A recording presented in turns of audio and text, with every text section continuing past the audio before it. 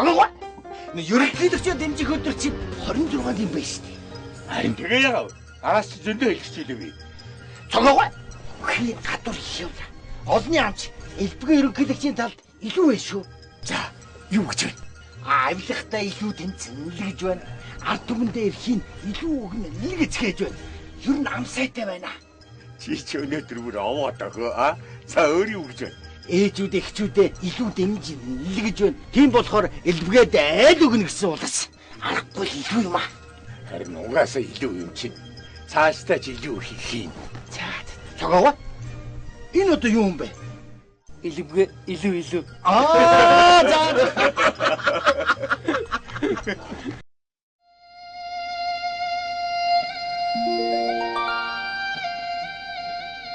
Эхэлснээ гүйцэтгэхийн төлөө элбэгээ сонгох хэрэгтэй байна даавраг минь. Цохмаа цохом. Монгол улсын төлөө зүтгэе. Сайн байцгаана уу ирхэм үзэгчдээ. Эв нэгдлэх хөтөлбөрийн отхон дугаар танд хүрэхэд бэлэн боллоо. Яг одоо Сүхбаатарын талбайд Цахиагийн хэлбэг доржийн сонгуулийн сурталчилгааны хаалтын ажиллагаа болж байна. За ингээд Сүхбаатарын талбай дахь студидтэй холбогдъё. Баярлалаа. Тэгэхээр Сүхбаатарын талбай эндээс бүхэлдээ харагдаж байна. Яг одоо талбай дээр маш олон хүн цуглжээ. Тэгэд өрнөж байгаа үйл явдлын мэдээллийг бидэнд хүрэхээр сэтгүүлч Дүлгөөн ганц зэрэг нар талбай дээр ажиллаж байгаа. Тэд эхний мэдээлэлээ хүрэхэд бэлэн болсон байна. Ингээд тэдэнтэй холбогдъё.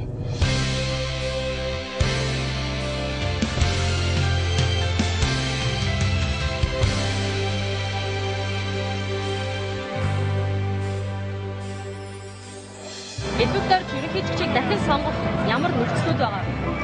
Элбэг дорж ерөнхийлөгчд бол 5,000 бицээж цуцалсан байна. Энийг цуцалдаг 5,000 дайсантай болсон. Чи биднээс элбэг доржийн тал биднээс дэмжинэ. Тэмдрээс монголчууд эдгээсэн үгүйдэг гарман дээр мороо шилжих гэж. Би ч гэсэн гарман дээр мороо шилжихгүй элбэг дорж ерөнхийлөгчөө дэмжинэ.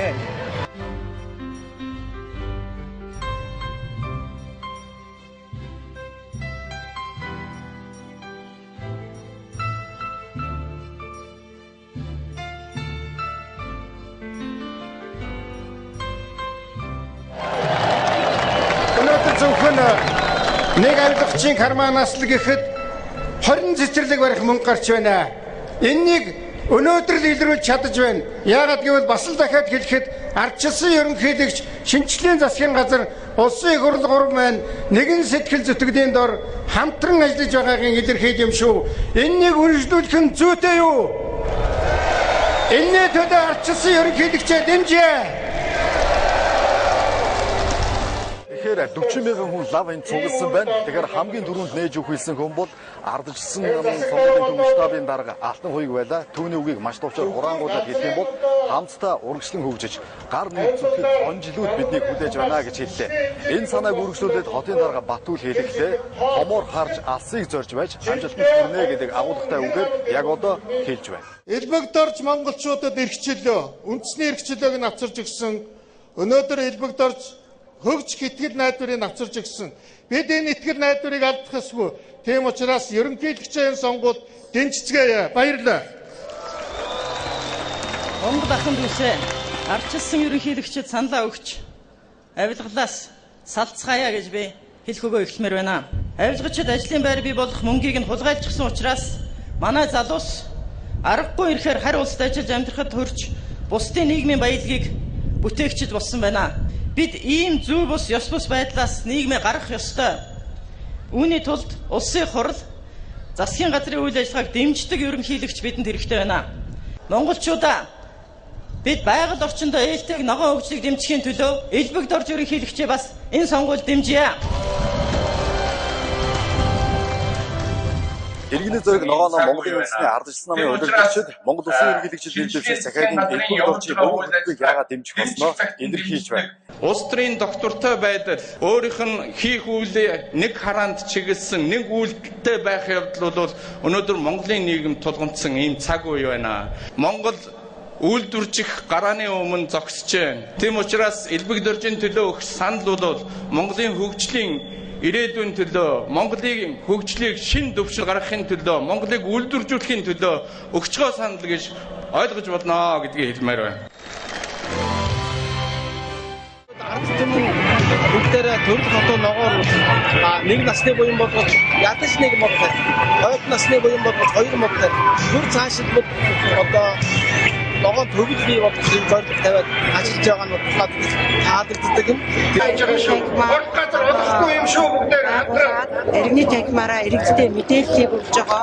Энэ нь өнөөдөр зөвхөн сайхан ахмадаа хүндэлж, эмэгтэйчүүдэд хамгаалж, хүүхдээ хайрлаж, хөгжил рүү урагшлах цогц мэдрэмж, зөөлөн сэтгэлийг хамтдаа хөгжсөн 24 жилийн туршид тэр Монголын ард түмнээс өвлөн авсан юм а. Итгэлээр ирчээ авч, сэтгэлээр ажиллаа хийдэг элбэг дорж ерөнхийлөгчөө нийт эмэгтэйчүүд, нийт сонгогчд дэмжихийг уриалж байна. Ардчлалыг энэ залуучууд яах гэж хийсэн юм бол улс орноо сайхан болгоё гэж хийсэн. Тэгж энэ ажлыг эхлүүлсэн энэ залуучууд яаж авч явах, хаана хүрэх замыг мэдж байж л хувьсгал хийдэг юм байгаа үед. Хаан хүрэхээ мэдэхгүйгээр хүм мориндоо мордоод учиргүй дагвдаггүй гэдэг. Тийм учраас би энэ залуучуудаа итгэж байгаа юм аа.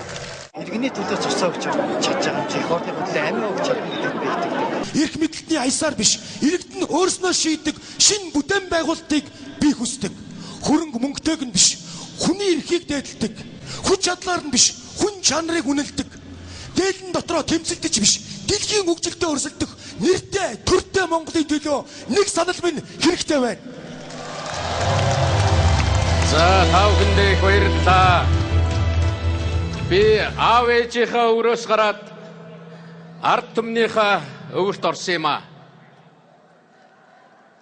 Би 1990 онд энэ талбай дээр цэрэг шинэлээ тайлж орхиод ард түмнийхээ төлөө ардчилсан хувьсгал руу орсон юм а. Тэр цагаас би ард түмэнтэйгээ ойрхон болсон. Тэр цагаас би ард түмнийхээ мэдрэмжийг, дэмжлэгийг үргэлж авч ирсэн. Бид нар 1990 онд хамтдаа цуглаан хийж, хамтдаа жагсаж явсан.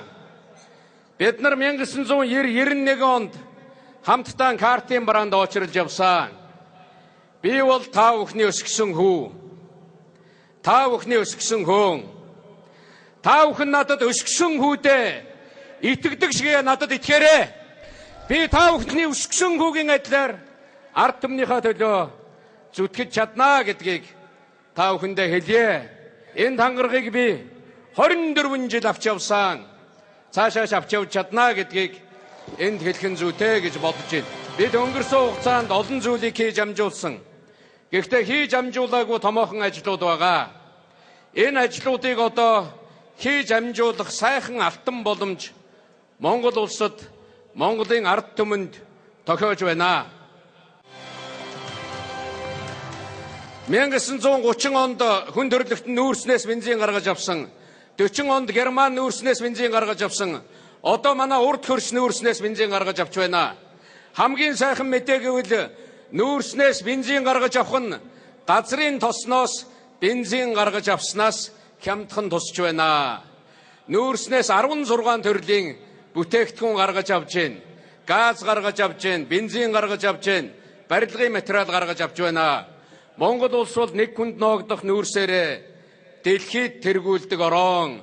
2 жилийн өмнө би Герман улсад айлчлахдаа танад технологи нь байна. Манад нүүрс нь байна. Энэ асуудлыг шийдье гэсэн 2 жил судлаад, ажиллаад одоо шийдэх бүрэн боломжтой боллоо. Саяхан хэдхэн хоногийн өмнө улсын их хурл түүхэн шийдвэр гаргасан. Гаднаас нүүрснээс бензин гаргаж авахаар техник тоног төхөөрөмж оруулж ирвэл татвараас чөлөөлөхөр болсон байгаа. Манай засгийн газар сая түүхэн шийдвэр гаргаж байна. Монголын хувийн томоохон аж ахуй нэгжүүд хамтраад энэ ажлыг хийх юм бол бүх талаар дэмжихээр болсон. Бүгдээрээ энэ ажлыг дэмжье. Үүний төлөө явъя. Монгол улс өөрийн гэсэн галтаа болёо гэдгийг та бүхэндээ уриалъя. Би энэ ажлыг хийхийн төлөө Монгол улсын ерөнхийлөгчд нэр дэвшиж байгаа. Зарим нэг хүн хэлдэг Монгол бол эрчим хүчний диваажин байх орон гэж. Үнэхээр тийм ээ. Бидэнд энэ зоргоороо тусдаг нар байна, салхин байна, дээр нь бас тэр нүүрс нь байна. Ийм учраас Монгол улсад томоохон цахилгаан станцууд дээр, томоохон нүүрсний уурхаанууд дээр цахилгаан станцуудаа барьж болж байна. 5 дугаар цахилгаан станцын ажил Мөдөхгүй барилгын ажил эхлэх гэж байна. 5 толгой дээр цахилгаан станц баригдах гэж байна. Шивээ уу дээр бид нар цахилгаан станцаа барих хэрэгтэй. Баг нуурт цахилгаан станц барих хэрэгтэй. Монголын зүүн талд Адуун чулуун дээр цахилгаан станц барих хэрэгтэй. Баруун талд Хөшөөтийн уурхаад цахилгаан станцаа барих хэрэгтэй. Ингэж чадах юм бол Монгол улс хамгийн хямдхан цахилгаан хэрэгэлдэг орн болно. Үүний төлөө бүгдээрээ ажиллая гэдгийг та бүхэндээ хэлье. Бидний урд талд дэлхийн хамгийн том үйлдвэрлэгч орн байна. Бидний хойд талд Оросын холбооны улс, цаашлаад Европын холбоо гэж хамгийн том зах зээл байна. Бидний урд талаас гарч байгаа барааг далаагаар зөөхөд 2 сар явж гин. Монгол улсаар дамжуул зөөх юм бол 2-7 хоногийн дараа Европын төвд очиж байна. Ийм учраас Монголын төмөр замаар 19 сая тонн ачаа бишээ.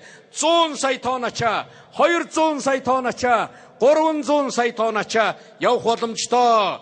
Ингэх юм бол Монгол улсын эдийн засаг 5-10 дахин нэмэгдэх боломжтой. Монгол улсын бүс нутагтаа эзлэх байр суурь босож ирэх боломжтой юм а. Энэний төлөө бүгдээрээ хамтран зүтгэе. Энэ ажлуудыг хийхэд өнгөрсөн хугацаанд 2 зүйл дутдаг байсан. Нэгдүгээрт мөнгө дутдаг байсан. Өнөөдөр Монгол улс мөнгөний зовлонгуй улс болж байна. Та бүхэн бүгдээрээ харж байгаа. Өнгөрсөн оны сүүлчээр Монгол улс мөнгө зээлнэ гэд гараад зарлахад 2-7 хоногийн дотор 15 тэрбум доллар цуглаж байна. Биднэрт түүний 10% нь хэрэгтэй байсан. Бид 1.5 тэрбум доллароо авсан. Энэ юу харуулж байна гэвэл Монгол улсын олон улсын нэр хүнд дэлхийд асар өндөр байгааг харуулж байгаамаа. Мөнгө зээлнэ гэдэг бол хамгийн том итгэл байдаг. Та бүхэн үүнийг сайн мэднэ. Нэр муутай байх юм бол банкнаас байтугай хажуу талын найз чинь ч гэсэн мөнгө зээлэхгүй шүү дээ. Тэгэхэд Монгол улс гарч ирээ зарлахад ингэж биднэрт санхүүгийн боломж бий болж байна. 2012 онд Монгол улс авилгалаараа дэлхийд хамгийн хурдтай уурч байгаа орноор шалгарсан. 26 орноор ганцхан жилийн дотор бид нар авилгалаа буулгаж чадсан шүү ард түмэн. Энэ бол та бүхний хүч хөдөлмөр, энэ бол та бүхний дэмжлэг байсан юм а гэдгийг энд хэлье. Хоёр дахь гол зүйл ягаад тэр том ажил явдггүй байсан бэ гэвэл улс төрийн тогтвортой байдлын асуудал. Би та бүхэнд нэг мэдээ хэлье. Очир Батгааг ажиллаж байхад Монгол улсад засгийн газар огцроогүй байдгийг.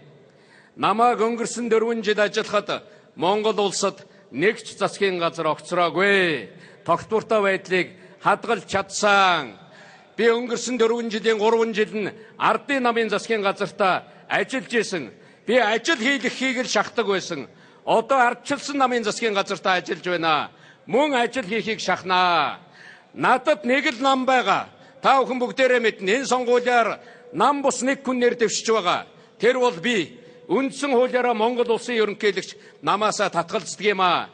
Надад Монгол улс гэдэг нэг л нам байгаа. Тэр улсын төлөө, тэр их ашигын төлөө би зүтгэнэ. Цаашаа явна гэдгийг та бүхэндээ хэлье.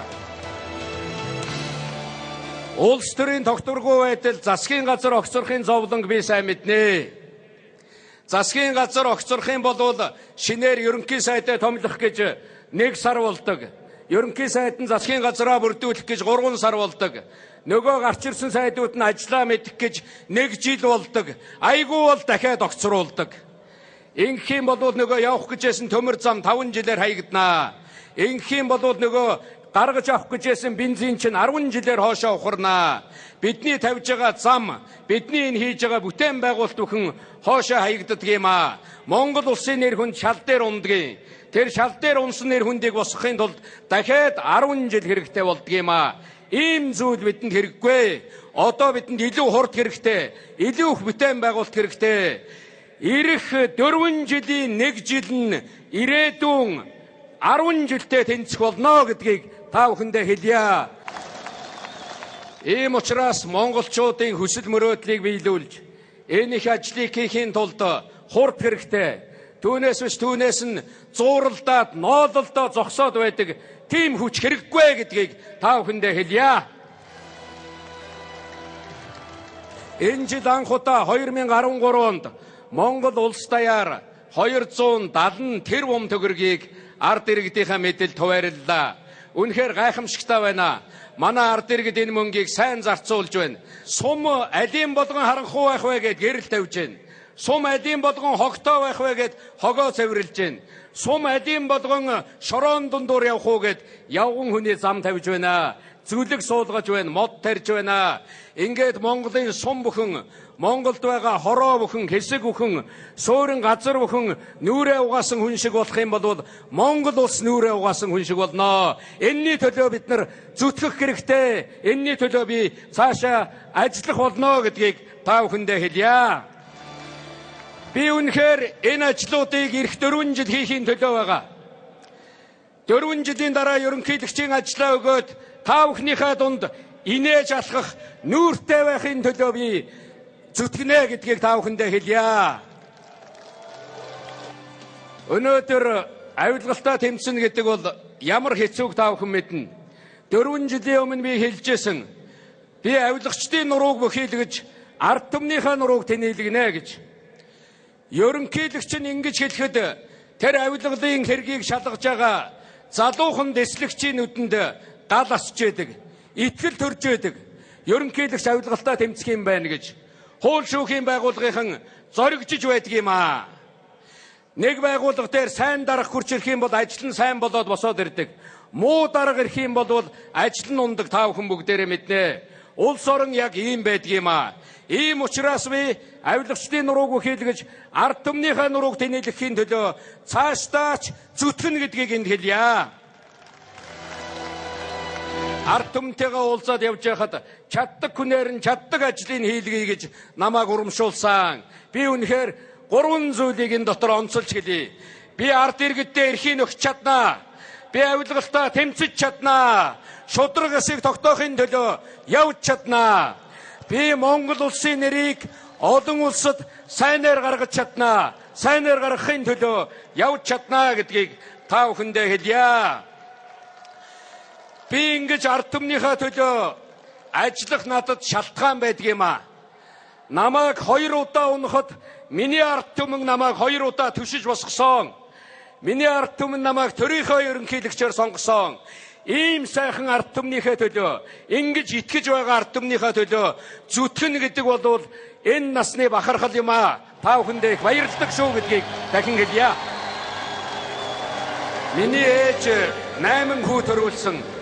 Тэр 8 хүүгийнх нь отхон хүү нь бий байгаа. Бид нар ах нартайгаа олдсноо хувааж, ах нарынхаа хувцсыг хасуулж өмсөж ингэж өссөн хүүхдээ. Ийм учраас би цагаан гараар ард түмний буйнаас, ард түмний мөнгнөөс хулгай хийхийг хязгаарч төвчихгүй гэдгийг дахин хэлье. Миний ард түмэн, та бүхэн намайг 6 сарын 26-нд энэ сонгуулиар намайг дэмжээрэй. Би эх 4 жил та бүхнийгээ дэмжиж ажилланаа. Ард түмнийхээ төлөө зүтгэнэ гэдгийг хэлье. Бүгдээрээ сайхан Монгол улсаа мандуулахын төлөө хамтран зүтгэе. Их баярлалаа та бүхэнд. Та бүхний минь буян заяа өөдрөг байх болтугай. Их баярлалаа.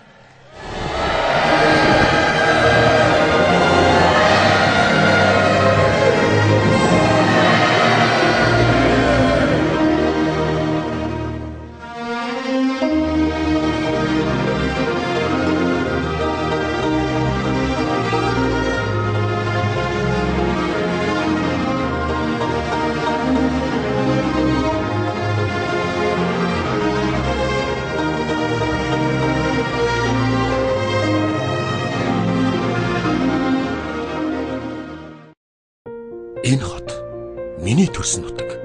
Бас нүүдэлтийн суурьших буур. Тойроод бусан гэр хороололд тоглож наадах хүүхдүүд болон умдны ус бохирдол гээд Улаанбаатарын зовлон ихээ. Холын нутгаа орхиод хот руу чиглэсэн урсгал. Хоол хайсан тамш 21-р зуун руу нүүж яв. Хайртай хотын минь хаяа улам өлөвдөл. Харанхуй болоход харин талан галт түлэн. Бүдүүлэгтэй тэгэд удаа хайдаг юм биш. Бүрэнхий болоход даарахгүй тул дулаацдаг юм. Иргэдийнхээ итгэлийг 20 илүү жил авчгаад эцэст нь Интерполоор 90 сурвалжлагддаг 20 дугаар зуунд дууссан. Хорооллынхан хангалттай хүлээсэн. Сүндэрлэх хот маань мөнхөд орших үнэтэй. Сүндэрлүүлэх цаг хугацаа харин алтнаас ч илүү үнэтэй байна. Гэр хорооллын тошин дээр олимпийн аврах төрсөн шиг энэ хотоо бид олимпийн хот болгох хээгүүж удахтай зам бүхийхэн дэвжинд үлдэг. Хэрсүү ухаан чадвар нь төрийнхөө төлөө зүтгэх Улаанбаатарчууд бидэнд эргэлзэх цаг алга. Энэ хэвээрэн үлдэх хүсэл үр чалга, илүү их чигээр илүү хөгжил рүү Монгол улсын төлөө зүтгэе.